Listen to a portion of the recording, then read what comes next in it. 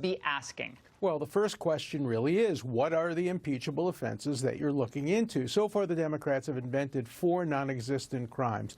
Obstruction of Congress, it doesn't exist. I mean, members of the executive are entitled to refuse to comply with subpoenas if they have legitimate privilege claims, and that's why we have a system of checks and balances. Those issues get resolved by the judiciary. Member collusion, that wasn't a crime. Exposing a whistleblower, that's not a crime. Having a conversation with the president of the Ukraine, that's not a crime. So far, we have no crimes, no high crimes, no misdemeanors, no treason, no bribery. And when you're involved in a trial, the first thing you do as a defense attorney is you demand that the prosecution disclose what they're looking for. And the Democrats have no answers. They've made it all up.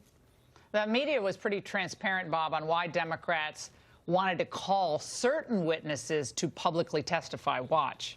The one thing that will break through, I think, is if this can be dramatized so that our diplomats struggling against the president feel like soldiers in a battlefield and their commander abandoned them. I'm told from Democratic aides that they wanted Taylor to be there because he's a Vietnam vet, and they wanted Marie Yovanovitch there because I'm told she cried in her testimony, and they essentially want someone who's going to be emotional to say, I was a victim of the president trying to do this for his own political gain.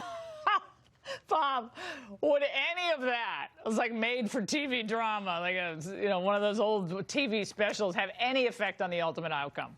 Yeah, it's worse than the old soap operas, on Tuesday afternoon. Yeah. The crying and the wringing of the hands and the suspense over whose child is whose parent and so forth. Yeah. You can't even watch this, much less say it with a straight face, Laura. It is absolute nonsense, and it would be funny, but for the fact that what they are doing is they are undermining the single most important, unique factor of our constitutional republic, and that is the ability of the citizenry to remove the elected leader of our country for good reason.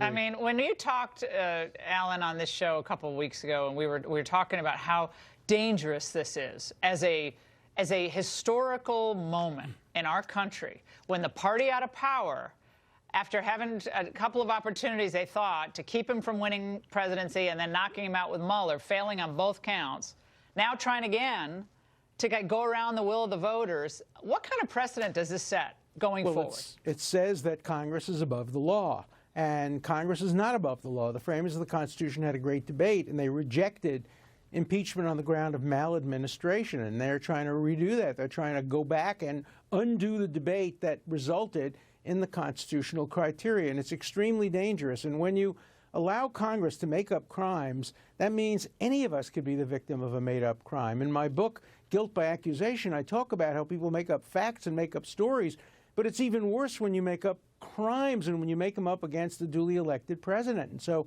I think that every American should be concerned about the impact of what the Democrats are doing on civil liberties. Yeah, and I'm speaking as a Democrat.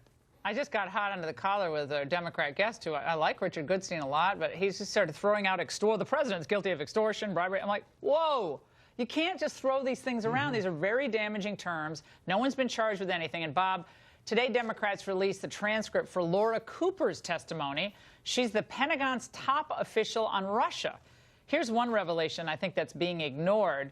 Former Ukraine Ambassador Kurt Volker sought a statement that the government of Ukraine would make that would somehow disavow any interference in U.S. elections and would commit to the prosecution of any individuals involved in election interference. So, Bob, is there something bad about that? Well, one would have thought, Laura, before this full impeachment got started, that would be precisely what the Democrats would be cheering, to get to the bottom of foreign interference and to make sure that foreign leaders mixed up in corruption and interfering in our election actually were held accountable. Yet, rather than say, thank you, Mr. Trump, for having on your team some people who want to do this, and for you yourself standing up for America against foreign corruption, they're now trying to impeach the guy. You just can't win for trying. Gentlemen, thank you so much for being here tonight. We really appreciate it.